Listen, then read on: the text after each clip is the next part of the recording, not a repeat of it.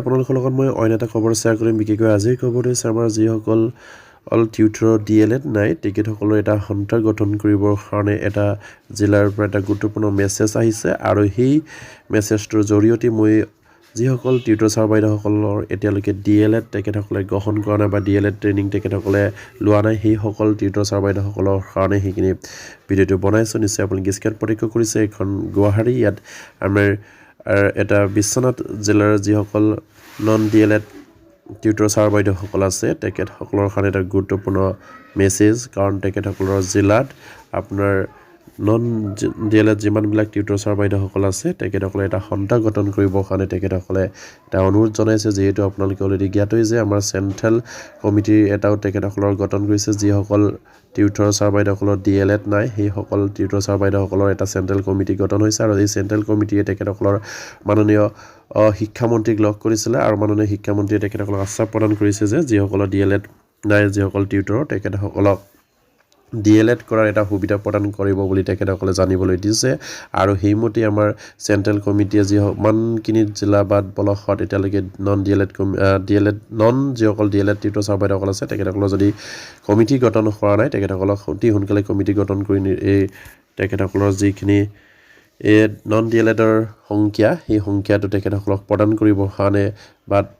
যিমানখিনি tutor sir বাইদেউসকলে এতিয়ালৈকে DLED গ্ৰহণ কৰা নাই তেখেতসকলক সঠিক তথ্য দিবৰ কাৰণে হয়তো মাননীয় শিক্ষামন্ত্ৰীয়ে তেখেতসকলক হয়তো অনুৰোধ জনাইছিলে আৰু সেইবাবে আমাৰ যিসকল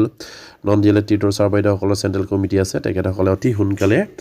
যিমানবিলাক ডিষ্ট্ৰিক্ট বা ব্লকত এতিয়ালৈকে নন DLED সন্থা গঠন কৰা নাই সন্থা গঠন কৰি তেখেতসকলৰ সঠিক তথ্যটো দিবৰ কাৰণে তেখেতসকলে বিনম্ৰভাৱে অনুৰোধ জনাইছে আৰু সেই মৰ্মে আমাৰ বিশ্বনাথ জিলাৰতো এটা নন DLED টিউটৰ ছাৰ বাইদেউসকলৰ সন্থা গঠন কৰিবৰ কাৰণে তেখেতসকলে আহ্বান জনাইছে ইয়াত লিখিছে ইয়াৰ দ্বাৰাই সমূহ বিশ্বনাথ জিলাৰ ইংৰাজী 2021 চনৰ 5 ফেব্ৰুৱাৰী নিযুক্তিপ্ৰাপ্ত DLED নথকা নিম্ন আৰু উচ্চ প্ৰাথমিক টিউটৰ শিক্ষক শিক্ষয়িত্ৰীসকলৰ জ্ঞাতাৰ্থে জনাওঁ যে আমি বিশ্বনাথ জিলাৰ ভিত্তিত আগত অহা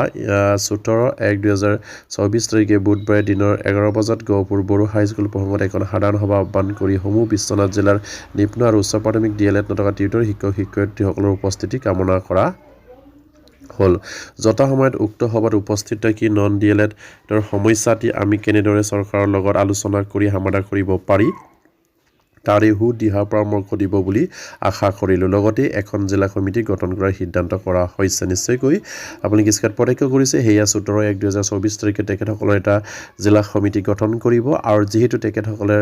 বিশ্বনাথ চাৰিআলিত যিমান আমাৰ টিউটৰ ছাৰ বাইদেউসকল আছে তাত সঠিককৈ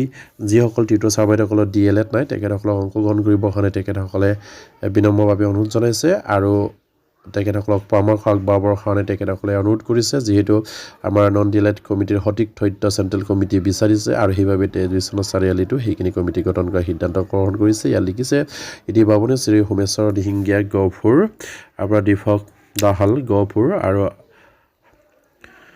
হানিফ আলী বিহালী উৎফল বৰা বিশ্বনাথ বিমলা শৰ্মা বিহালী আহ্বায়ক মণ্ডলী তেখেতসকলে আহ্বান কৰিছে সেই মিটিংখন আৰু সেইবাবে প্ৰতিগৰাকী নন DLED টিউটৰ ছাৰ বাইদেউসকলে তেখেতসকলৰ লগত যোগাযোগ কৰি আপোনালোকৰ যিহেতু 2 বছৰীয়া ট্ৰেইনিং DLEDটো নাই আৰু সেইবাবেই আপোনালোকৰ চেণ্ট্ৰেল কমিটি অলৰেডি শিক্ষামন্ত্ৰীক লগ কৰিছে আৰু শিক্ষামন্ত্ৰীয়ে আপোনালোকক আশ্বাস প্ৰদান কৰিছে DLED কৰাৰ সুযোগ প্ৰদান কৰিম বুলি আৰু সেইবাবে তেখেতসকলে সঠিক তথ্যটো বিচাৰিছে কিমানজন নন DLED টিউটৰ ছাৰ বাইদেউসকল আছে আৰু সেইবাবে আপোনালোকৰ চেণ্ট্ৰেল কমিটি সেইখিনি তথ্য দিবৰ কাৰণে আপোনালোকক প্ৰতিটো জিলাৰ প্ৰতিটো ব্লকৰ নন DLED কমিটি গঠন কৰিবৰ কাৰণে তেখেতসকলে বা চেণ্ট্ৰেল কমিটি অনুৰোধ জনাইছে আৰু সেই মৰ্মে আপোনালোকৰ বিশ্বনাথ জিলাৰ যিসকল নন DLED টিউটৰ ছাৰ বাইদেউসকল আছে তেখেতসকলে সেইখিনি সভা আহ্বান কৰিছে আৰু আজি ভিডিঅ'টো ইমানতে শেষ কৰিলোঁ প্ৰতিগৰাকী আমাৰ নন DLED টিউটৰ ছাৰ বাইদেউ যাতে সেইখিনি খবৰ পায় আপোনালোকে শ্বেয়াৰ কৰি দিব আৰু আমাৰ চেনেলটো আপোনালোকে চাই কিনে ছাবস্ক্ৰাইব নকৰে সেইখিনি কাৰণে আপোনালোকক ৰিকুৱেষ্ট কৰি থাকোঁ কাইলৈ আমাৰ চেনেলটো ছাবস্ক্ৰাইব কৰিব নমস্কাৰ জয় আইকম